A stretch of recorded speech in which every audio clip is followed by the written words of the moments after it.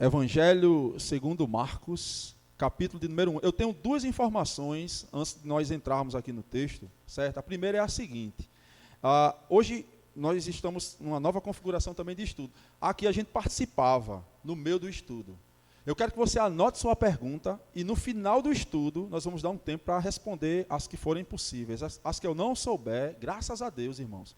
Hoje eu tenho Alexandre, então ele vai responder para vocês, tá bom? Essa é a primeira informação. A segunda informação, gente, é que nós estamos trabalhando um panorama do Novo Testamento. O que isso significa? Nós vamos sobrevoar o Evangelho de Marcos de modo panorâmico. Vamos olhar a floresta. Não vamos ter tanto tempo para olhar cada árvore daquela floresta. Aqui e acolá nós vamos descer de helicóptero, vamos analisar uma árvore e vamos subir de novo. O que significa que eu quero terminar os 16 capítulos em 50 minutos. Será que eu consigo? É uma luta, né? Mas aí é exatamente isso. Então, agora, antes de tudo, vamos orar, pedir graça, pedir que Deus nos oriente nesse estudo, tá bom? Meu objetivo é que no final disso aqui, você possa ler Marcos de forma diferente. Ler com mais certeza do que você está lendo, pisando num solo que você tenha mais certeza onde você está pisando. Senhor, nós te louvamos, bendizemos, adoramos. E agora, Deus, que vamos adentrar, ó Deus, na tua presença através da palavra. Nós tão somente te pedimos que o Senhor possa ser misericordioso para conosco. Ó Deus, nos dá fidelidade ao expor as tuas sagradas escrituras e que em nós, ó Deus, seja uma semente que venha brotar. Abre os nossos olhos e ouvidos de modo tal que possamos, Senhor, através da tua palavra, ser transformados, Senhor. É assim que eu te peço, em nome de Jesus e para a glória dele. Amém e amém. Algumas informações, vamos lá, a guisa de introdução. Primeiro, qual a diferença de Marcos para Mateus? Marcos, ele é totalmente diferente de Mateus, o primeiro estudo que tivemos, inclusive está no nosso canal. Mateus, ele, de uma forma direta e rápida, é o evangelho dos sermões.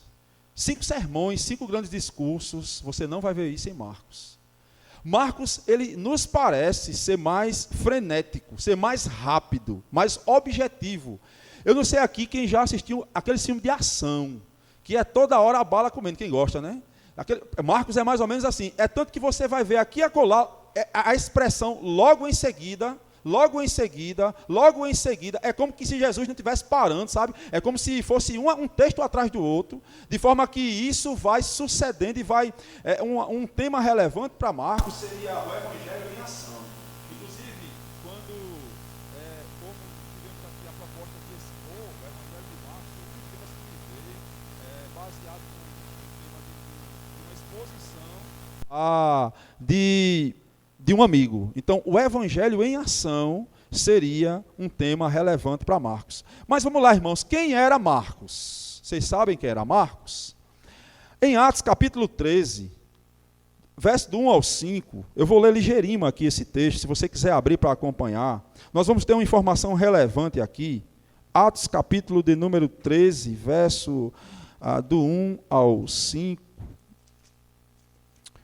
Diz assim na minha versão, a minha versão é a NVI, diz assim: na igreja de Antioquia havia profetas e mestres, Barnabé, Simeão, chamado Níger, Lúcio de Carene, Manaém, que fora criado com Herodes, o tetrarca, e Saulo. Enquanto adoravam ao Senhor e jejuavam, disse o Espírito Santo: separem-me Barnabé e Saulo para a obra a que os tenho chamado. Verso de número 3. Assim, depois de jejuar e orar, impuseram-lhes as mãos e os enviaram. Enviados pelo Espírito Santo, verso 4, desceram a Seleucia e dali navegaram para Chipre. Chegando em Salamina, proclamaram a palavra de Deus nas sinagogas judaicas. João estava com eles. Esse João aqui, mais adiante, nesse próprio contexto, você vai ver que é João Marcos. Acontece uma coisa inusitada aqui, nessa primeira viagem missionária, é que Marcos, ele resolve voltar. Ele resolve abandonar o barco. Para alguns estudiosos, inclusive do texto, vão dizer que ele se acovardou, ele teve medo.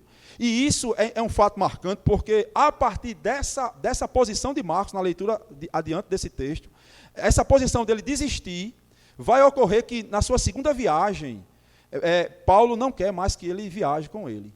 Paulo vai dizer não. E aí há um confronto entre Paulo e Barnabé. Um vai para um lado, outro vai para o outro. Já que nós temos a revelação completa de Atos, né, nós sabemos que tudo foi obra de Deus. Na verdade, Deus estava intervindo, agindo aqui. Mas o fato é que aqui nesse verso 5 que lemos, esse João é o João Marcos.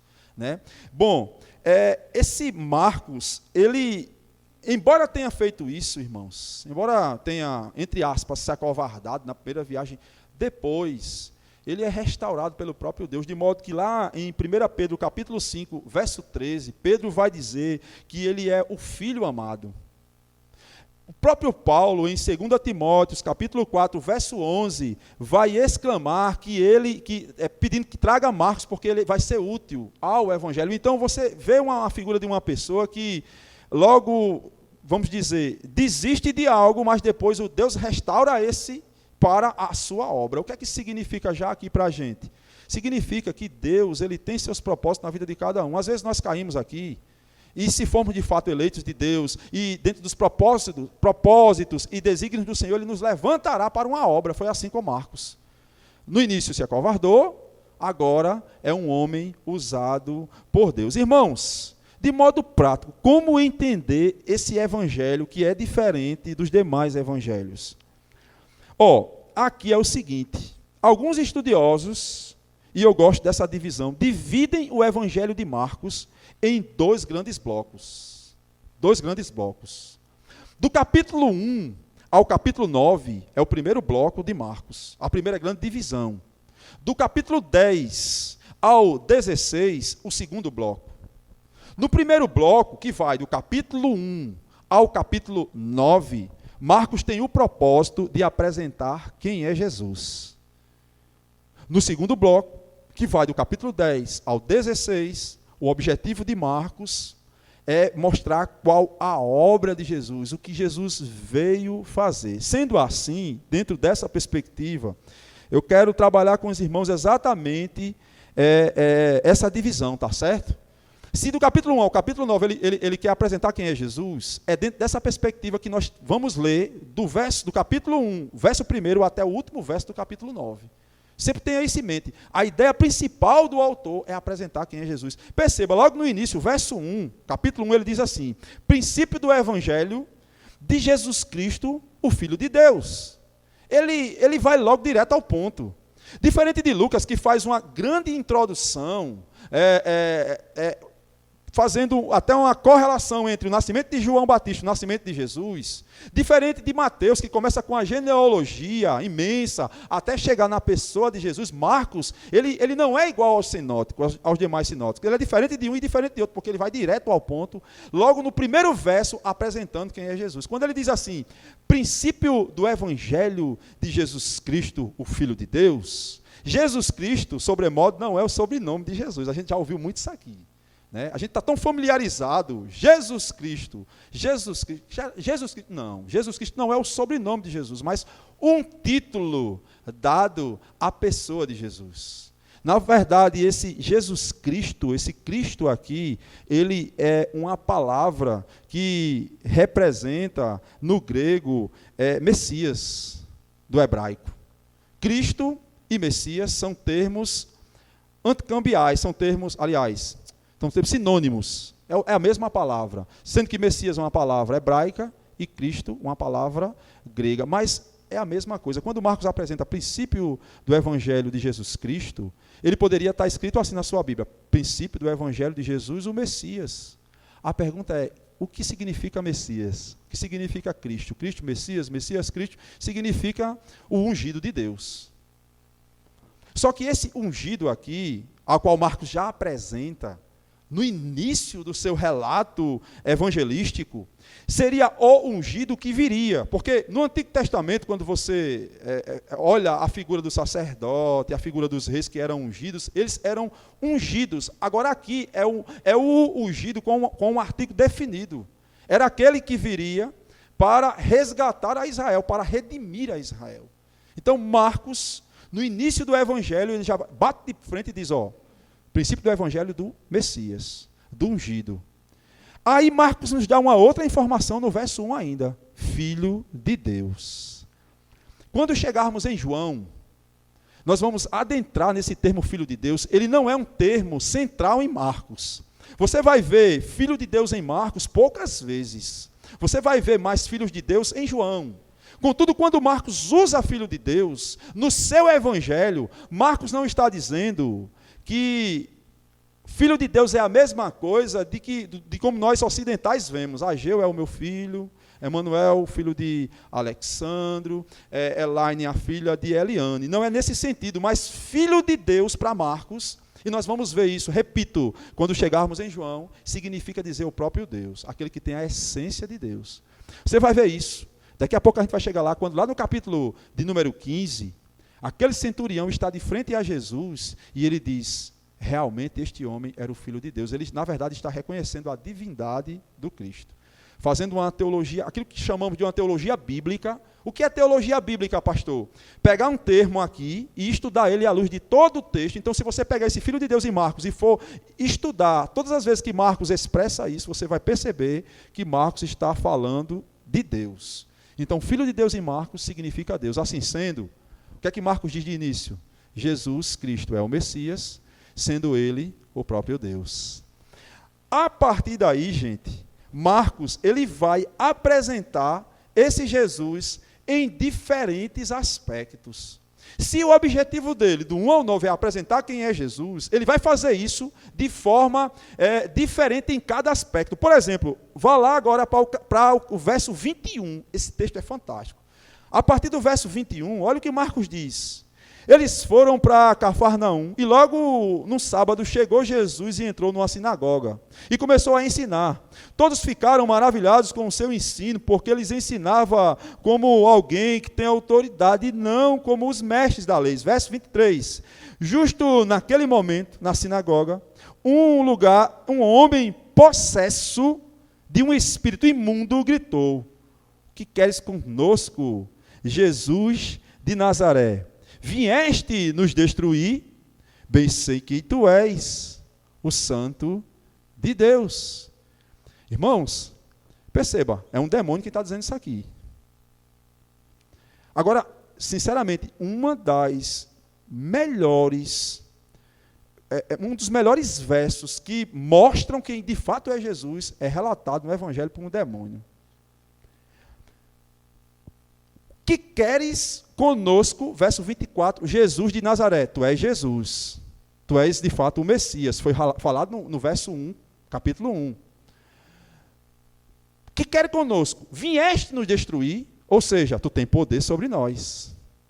Bem sei quem tu és, o Santo de Deus. Jesus de Nazaré, tu és homem, tu vieste de Nazaré. Vieste nos destruir, tu tem poder sobre nós. Bem sei quem tu és, o Santo de Deus, um demônio. Ele reconhece a natureza humana de Jesus, ele reconhece o poder soberano de Jesus e ele reconhece a natureza divina de Jesus. Gente, isso é fantástico. Vindo de um demônio. Agora a pergunta é, eles deixaram de ser demônios? Sabe o que é que eu aprendo aqui já? Saber teologicamente não significa nada. Porque a teologia está completa aqui nesse verso, na boca de um demônio. Então, saber somente teologia não significa nada. Sabe o que nos diferencia dos demônios? A capacidade de amar Jesus. Porque saber quem Jesus é, eles sabem e sabem muito, talvez até mais do que gente que tem, cada um de nós aqui. Diante desse verso que eu leio. Agora, a capacidade de amar Jesus, eles não têm, você tem. Então, aprendamos quem é Jesus, mas amemos Jesus. Porque essa é, para mim, uma das maiores revelações de Marcos para a pessoa de Jesus. Quando você vai lá para o verso 27 do capítulo 2, pule sua página aí, Marcos vai apresentar agora Quem é Jesus? Perceba, nós estamos trabalhando na perspectiva de quem é Jesus. Então Jesus é aquele, verso 27, perdão, 2:27, aquele que está acima da lei. Marcos 2, 27. Então lhes disse: o sábado foi feito por causa do homem, e não o homem por causa do sábado. No contexto, talvez na epígrafe da sua Bíblia, aquele nomezinho preto que está lá em cima, esteja assim: Jesus é o Senhor do sábado. Num sábado, Jesus vai fazer uma cura aqui, um milagre, operar, Jesus vai trabalhar. Marcos é um evangelho frenético, logo em seguida. E aí Jesus é indagado por conta disso. Aí Jesus vai dizer: eu sou superior à lei. O sábado não foi feito por causa... Não, eu fui feito acima do sábado. Não tem lei, eu sou o cumprimento da lei. Então, na verdade, irmãos, quando nós mergulhamos nesse texto, fazemos até uma questão exegética dele, a gente já pregou esse texto aqui, não sei se você lembra, mas ele já foi exposto, acho que ele está até lá no nosso podcast. A ideia é que Jesus é o cumprimento do sábado, Jesus é o Shabá de Deus. Ele é o próprio sábado, ou seja, ele é o descanso.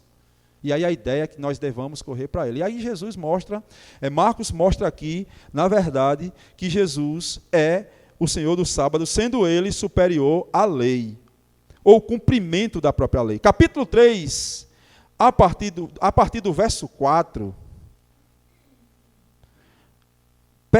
do capítulo 3 até o capítulo 4, verso 35, Jesus ele vai operar agora, você vai ver aí na sua Bíblia, que é o período de Marcos em que Jesus vai estar trazendo a escolha dos apóstolos, Jesus vai estar operando alguns milagres, vamos ter uma acusação contra Jesus, vamos ter aquele episódio da mãe de Jesus e dos seus irmãos, e aí quando chegamos no capítulo 4, primeiro parágrafo, nós temos uma parábola. Mas o princípio aqui, na verdade, o corpo do texto do capítulo 4 é quando ele vai apresentar Jesus a partir do verso número 35, aquele famoso texto de Jesus acalmando a tempestade. Esse texto é fantástico, irmãos, porque é uma narrativa aqui, e uma informação importante, para que você possa ter em mente, é interessante você saber disso, o Evangelho segundo Marcos também é conhecido como o Evangelho segundo Pedro. Em que sentido? Muitos estudiosos, e eu concordo com isso, dizem que Marcos é o secretário de Pedro. Pedro narra aquilo que viveu com Jesus, Marcos escreve. Pedro, ele é o porta-voz, aliás, Marcos é o porta-voz de Pedro. Assim sendo, esse texto ganha uma relevância maior ainda, porque é um testemunho ocular de alguém que esteve naquele dia, verso de número 35, ao anoitecer, disse ele aos seus discípulos: vamos para o outro lado. Deixando a multidão, eles os levaram no barco, assim como estava. Outros barcos também o acompanhavam. Verso 37, levantou-se um forte vendaval, e as ondas se levantaram sobre o barco, de forma que este foi se enchendo de água. Jesus estava na popa. Ele estava na popa, dormindo com a cabeça sobre um travesseiro. Os discípulos o acordaram e clamaram, dizendo: mestre, não te importa que morramos? Ele se levantou, repreendeu o vento e disse ao mar: aquieta-se e acalma-se. O vento aquietou e fez-se completa bonança. Então perguntou aos seus discípulos: por que vocês estão com tanto medo? Vocês ainda não têm fé? Eles ficaram apavorados e perguntavam uns aos outros: quem é este, que até o vento e o mar lhe obedecem? Jesus é aquele que tem poder sobre os fenômenos da natureza, irmãos. Interessante que o princípio aqui Jesus começa botando em xeque a sua palavra, quando ele diz assim: passemos para o outro lado. É a palavra de Deus quem está sendo colocada à prova. De modo que quando ele diz passemos, ele empenha a sua palavra. E aí quando vem aquele tempestade, quando vem aquele vendaval que quer colocar o barco a pique, quer afundar o barco, não primeiramente está em xeque a vida dos discípulos, mas a palavra daquele que não pode falhar. A palavra daquele que expôs o desejo da sua vontade, quando ele disse assim: passemos. Aí você sabe o que acontece quando Jesus empenha a sua palavra? Capítulo 5, verso 1. eles atravessaram o mar e foram para a região dos Gadarenos. Jesus empenha o poder da sua palavra no início. O texto termina com eles atravessando o mar. Interessante. Quem é este? Ele é aquele que tem poder sobre a natureza. Ele é a palavra de Deus que não pode falhar. É Cristo Jesus. Como estamos adiantando, depois disso Jesus vai trazer algumas parábolas, tá certo? Capítulo de número 5, 6, Jesus, aquela passagem que ele envia os 12, depois João Batista é decapitado. Há uma passagem interessante aqui em João, que eu queria ler com vocês, é que antes de ser decapitado, deixa eu explicar isso aqui. João tem uma dúvida, né? Perceba, irmãos, João é um homem de Deus, e eu falo João Batista aqui, o Batista, aquele que olha para Jesus, como vimos lá em Mateus, no primeiro estudo, e diz: este é o Cordeiro de Deus que veio tirar o pecado do mundo, a ele seguir. Perceba, João é uma vela que aponta para a luz. João é aquele que abriu o caminho, preparou o caminho para quem vinha, e ele tinha isso em mente, né? Quando perguntaram para ele assim: és tu o Cristo? Ele: não sou. Era curto e grosso, João: não, sou não. És tu? Não.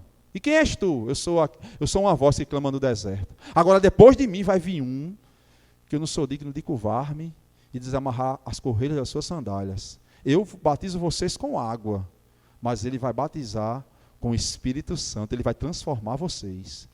A ele seguir. Mas aqui é interessante que João tem dúvida. Ele é preso e numa masmorra ali, fria, ele pede que os seus discípulos vão lá em Cristo e perguntem ao Cristo assim: és tu de fato o Cristo?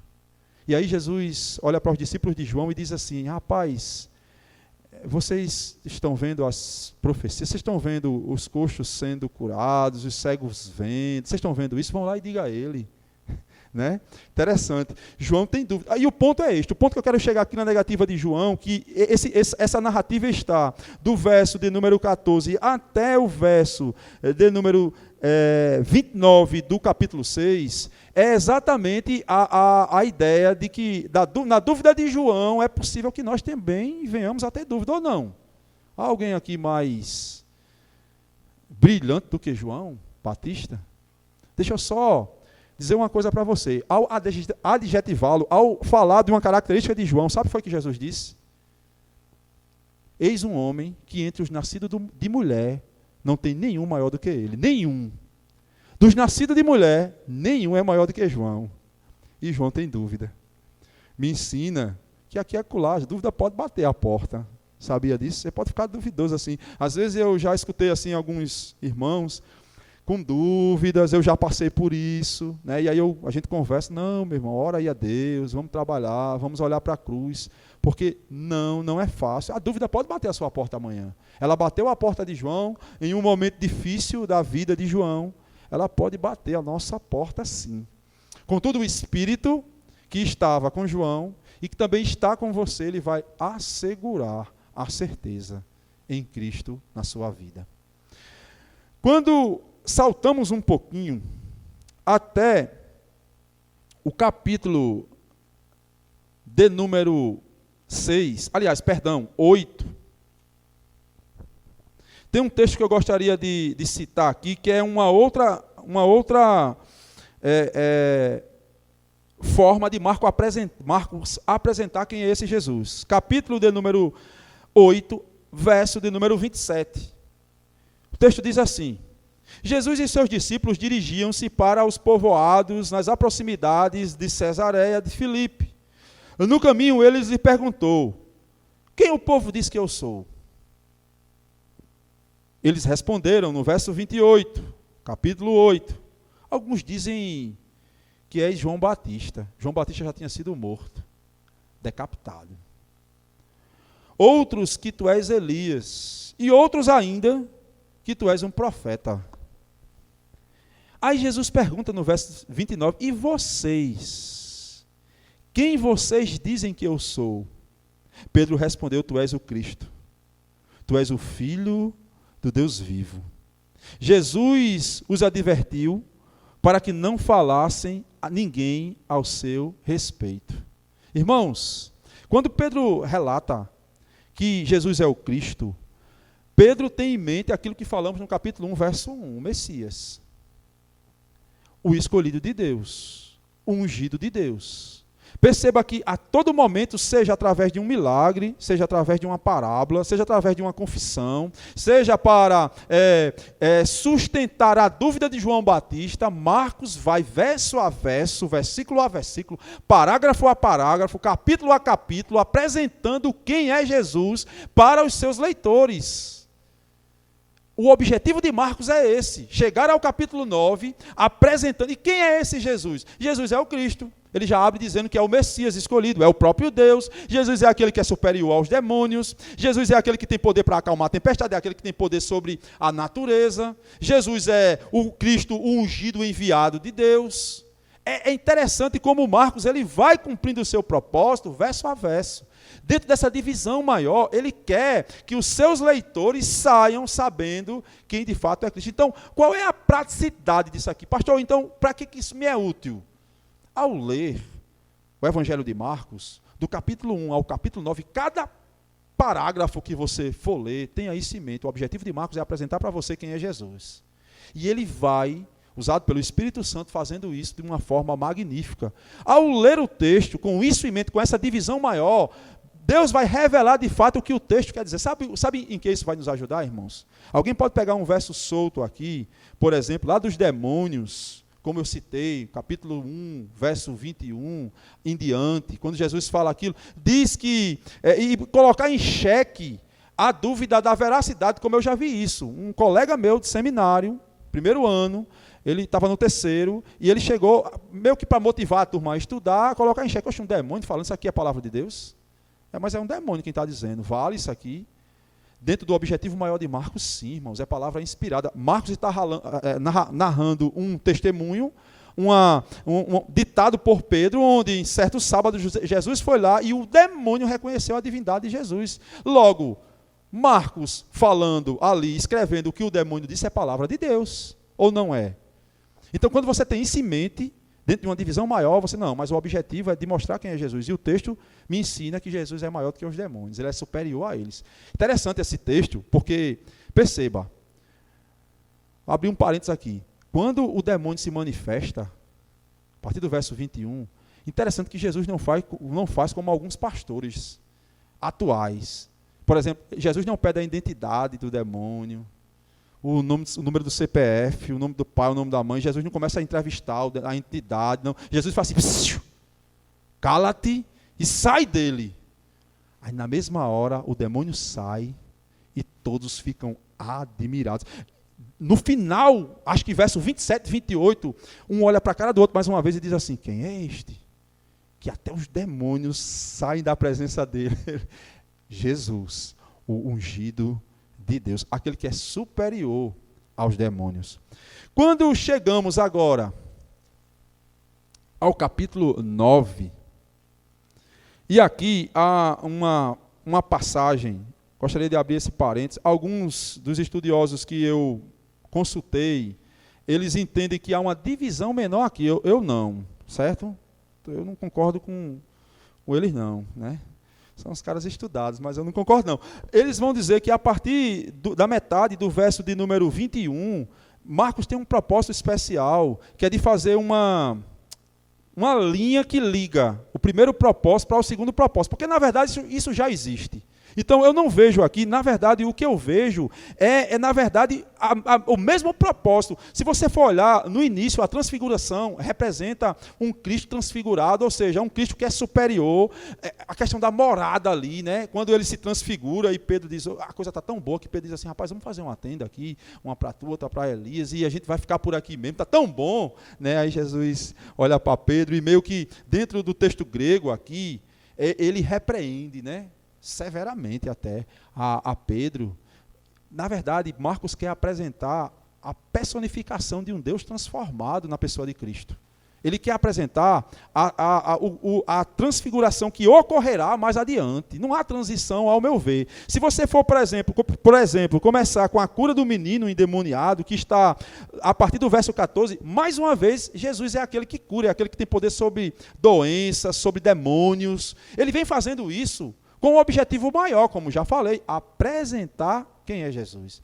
O objetivo de Marcos é muito claro. E aí, o verso-chave aqui é a partir do verso de número 33, a parte-chave da apresentação que liga capítulo 9 ao 10, quando Jesus diz assim, quando Marcos diz assim: e chegaram em Cafarnaum, quando ele estava em casa, perguntou-lhes: o que vocês estavam discutindo no caminho? Jesus pergunta, mas eles guardaram silêncio, porque no caminho haviam discutido quem é o maior. Aí Jesus vai dizer agora: assentando-se Jesus, chamou os seus discípulos e lhe disse: se alguém quiser ser o primeiro, será o último de todos. E tomou uma criança, colocando-a no meio deles, pegando-a nos braços, disse-lhes: quem recebe uma dessas crianças em meu nome está me recebendo. E quem me recebe não está apenas me recebendo, mas também aqueles a quem eu enviei. Perceba, quem é o maior para Jesus? O maior é aquele que serve. O maior é o último. Parece que é uma inversão aqui, né? A gente pensa que o maior é aquele que tem mais. Para Jesus, não. É tanto que no capítulo 10, verso 45, ele vai amarrar isso aqui de uma forma fantástica. Eu convido você a olhar o verso 45, quando Jesus diz assim: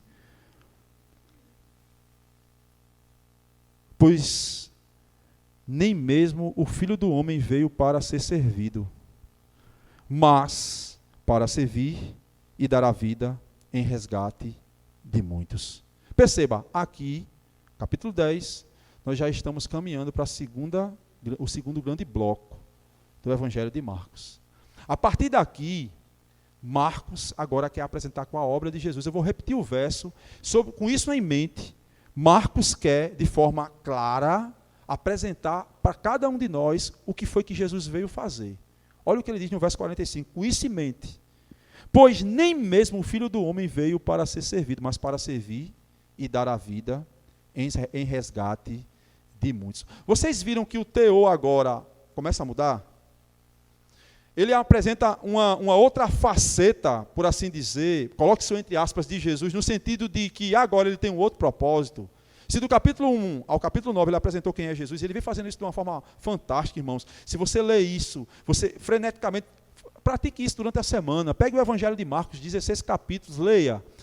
Do capítulo 1 ao 9, você vai ver Marcos apresentando com uma forma ávida, com uma forma, usado pelo Espírito Santo. Na verdade, o próprio Espírito o inspirou para isso. E ele vai fazendo isso, verso a verso, parágrafo a parágrafo, seja por um milagre, seja por uma cura, seja Jesus andando sobre o mar, seja Jesus acalmando uma tempestade, seja Jesus curando, expulsando demônios. Ele faz isso, a partir de agora ele vai dizer qual a obra de Jesus. Ele não veio para ser servido, mas para servir e dar a vida em resgate de muitos. A partir de agora, Jesus começa a falar da sua vida. A partir daqui, ele começa a dizer que vai morrer. Ele começa a predizer até, é tanto que se você virar a página, capítulo 11, a entrada triunfal, esse salmo que vai ser citado aqui, no verso de número 9, olha só o verso 9, e os que iam adiante dele, e os que o seguiam gritavam: Hosana, Hosana, bendito o que vem em nome do Senhor. É uma citação do Salmo 118, 25 e 26. E este salmo fala do caminho do Cristo, interpretado pela teologia rabínica para uma glória terrena, e interpretado à luz das Escrituras para a cruz. O caminho do sofrimento. E aí abra um parênteses aqui para a gente aplicar. É sempre assim, irmãos. Sempre assim. Agora, eu concordo quando algumas pessoas dizem que é um sofrimento prazeroso. Parece um paradoxo, né? Parece uma coisa que não se encaixa, né? Parece que é uma coisa que não bate a conta. Mas o caminho do crente é um caminho de sofrimento. Agora, acrescente a isso, é um sofrimento prazeroso. Porque nós sofremos tendo uma convicção. É óbvio que eu não posso ser aqui um hipócrita de dizer que você não vai chorar amanhã, que você não vai sentir dificuldade quando sair daqui. Eu sinto, nós sentimos, Agora, é um sofrimento com uma certeza, de que chegaremos ao destino final. E chegaremos não por nós, chegaremos por esse Cristo que foi apresentado, pelos méritos deles. Então, eu não posso assegurar que os cristãos da IEX Cidade Verde não irão sofrer. Eu não posso dizer isso. Mas eu posso dizer, sim, uma verdade, extraída daqui, até aqui, desse estudo. Em meio ao sofrimento, Jesus vai estar com você. Em meio ao sofrimento, Ele vai te sustentar. Em meio ao sofrimento, Ele vai se fazer presente. Porque o caminho é esse. Sempre foi assim. Faça uma análise histórica. Vá lá para os apóstolos. Só para a gente abrir aqui um parênteses. Paulo, decapitado em Roma. Pedro, tradição diz que foi crucificado de cabeça para baixo. Tiago, menor, foi jogado da torre do templo e depois foi arrastado por cavalos. Todos eles tiveram assim, sabe? Mortes horrendas. Aí a pergunta é, por que tinha que ser fácil para a gente? Sabe por que isso é interessante? Às vezes a gente pensa, tudo é difícil para mim. Não é só para você não, querido. Foram para eles, é para nós. O caminho do cristão é um caminho que envolve sofrimento. Agora, é um sofrimento, mais uma vez, repito, prazeroso no sentido de que sabemos onde vamos chegar. Quando Ele empenhou o poder de sua palavra, dizendo, passemos, os discípulos em meio à tempestade chegaram ao outro lado. Nós chegaremos ao lado de lá. Nós adentraremos os portais do céu pela morte do Cordeiro. Então, a partir daqui, eu quero dar uma corridinha, eu só tenho 5 minutos para passar para as perguntas, se tiver perguntas aí. Eu anotei algumas coisinhas aqui, mas eu vou adiantar. Bom, do capítulo 11, pule o 12, vá lá para o capítulo de número 13. Esse texto é fantástico. Sermão escatológico. Eita.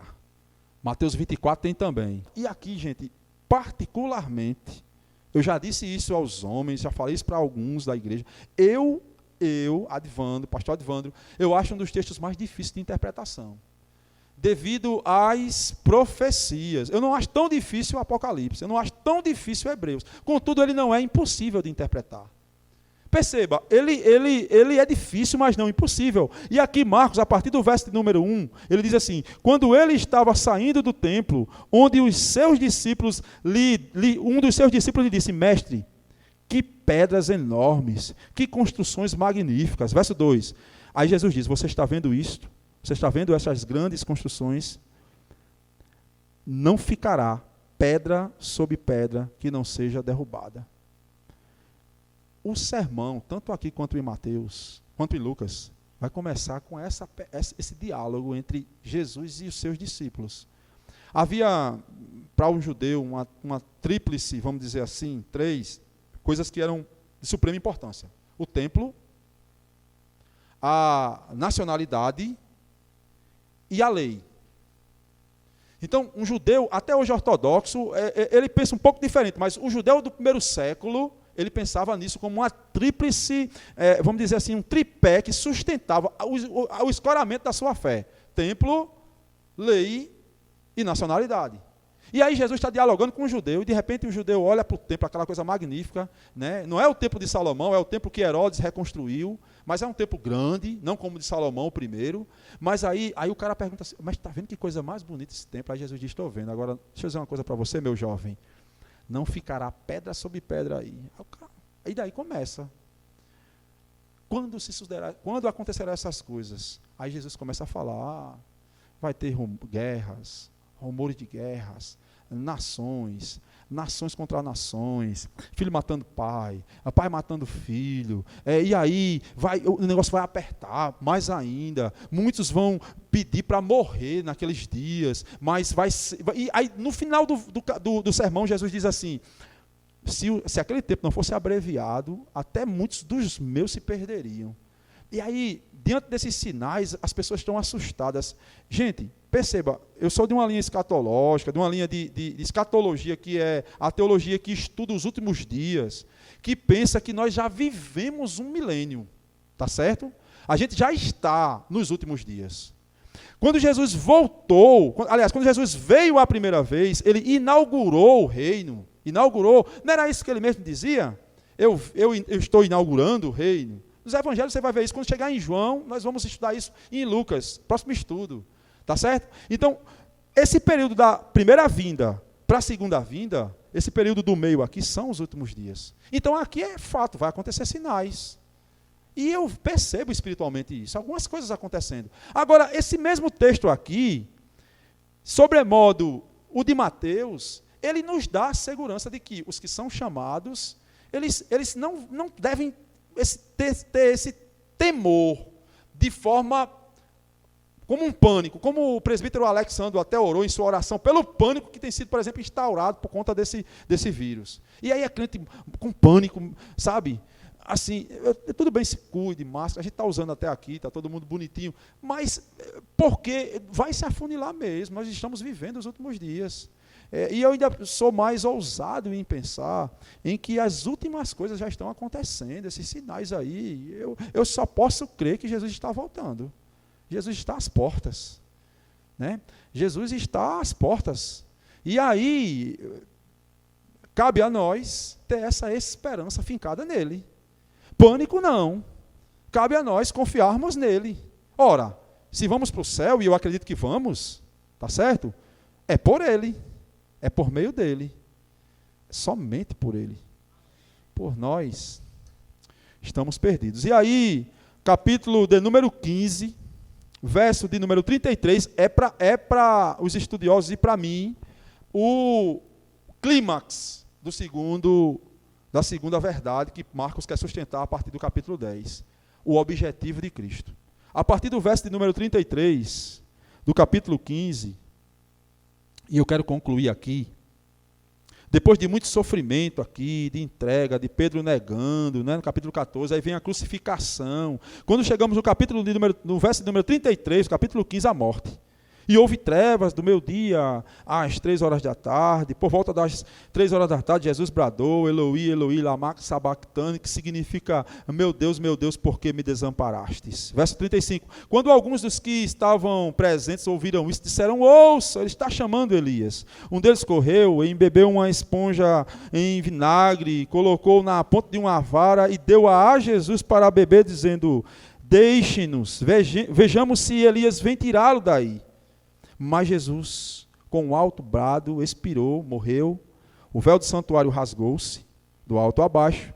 Quando o centurião, que estava à frente dele, ouviu o brado e viu, disse, realmente, este homem era o Filho de Deus. Ele cumpre o objetivo aqui, na morte. O véu se rasga, significando agora acesso a Deus. Interessante quando você vai fazer, mais uma vez citando, teologia bíblica. Quando você vai trabalhar essa questão do véu. Sabe o que é que tinha no véu? Tinham 2 querubins, anjos. Quando se adentrava, passava no véu que chegava. E isso você vai ver lá quando Deus ele chama Moisés e estabelece o tabernáculo, tá certo? Manda fazer alguns detalhes do tabernáculo. A gente, quando vai estudar aquilo ali em Levítico, é fantástico, porque cada coisa, o véu com os 2 querubins, ao adentrar no Santo do Santo, a tampa da Arca da Aliança com 2 querubins. Né? E aquilo era uma mensagem, aquilo representava um distanciamento. Era como, vocês sabem que apenas uma vez por ano o sumo sacerdote poderia adentrar para sacrificar por ele e pela nação. Era o dia de Yom Kippur, né? O dia do sacrifício.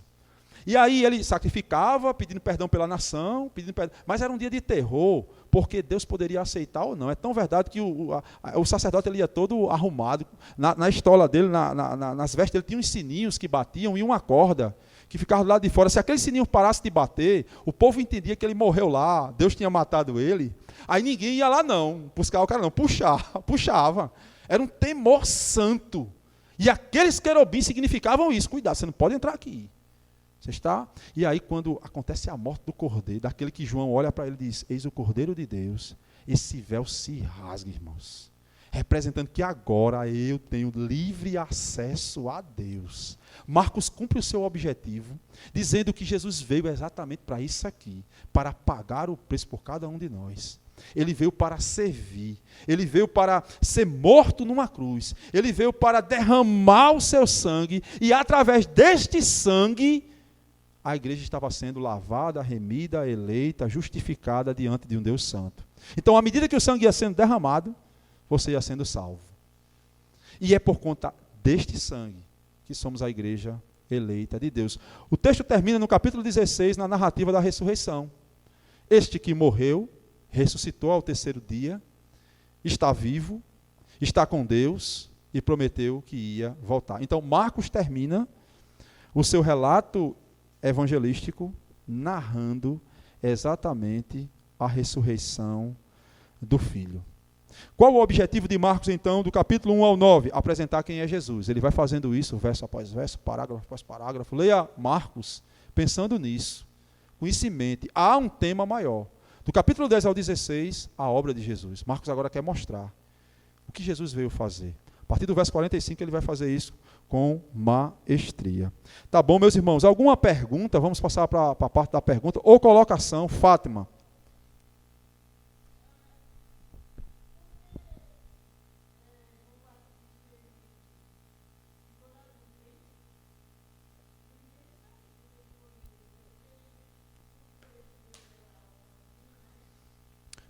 Porque João Batista, Fátima, é como nós, seres humanos. A nossa fé ela é oscilante. E isso só, eu penso que isso está relatado no Evangelho, alguém pode acrescer aí, tá bom? Está relatado aqui para mostrar que nós também podemos oscilar. Ele é aquele que convicto diz o Cordeiro de Deus, mas ele também é aquele que diz assim, será que ele é mesmo? Ele é aquele que convicto diz assim, esse é o Cristo, que eu não sou digno de desamarrar as correias de sandália, mas ele também é aquele que diz assim, em meio a uma grande luta, né, ele diz, meu Deus, será que é ele mesmo? Representa eu e você. Eu penso disso. Pensando de uma forma aplicada, seria isso. Isso é para nos mostrar, gente, que ninguém aqui tem uma fé tão grande, que possa, por meio dessa fé, nunca...